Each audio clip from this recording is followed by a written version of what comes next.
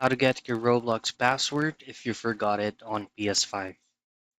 Now, just a reminder that there is no actual forgot password feature or forgot password option directly from your PS5.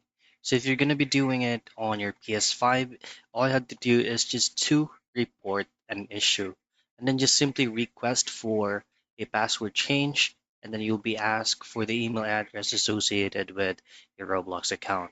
However, alternatively, all you have to do, the most convenient way of doing this is just to grab your mobile phone and then just open up your Roblox application, and then in here just simply head straight into your gear icon, which will redirect you to your Roblox settings. So this is only suitable for um, account holders that has already been logged in into their Roblox account using the app.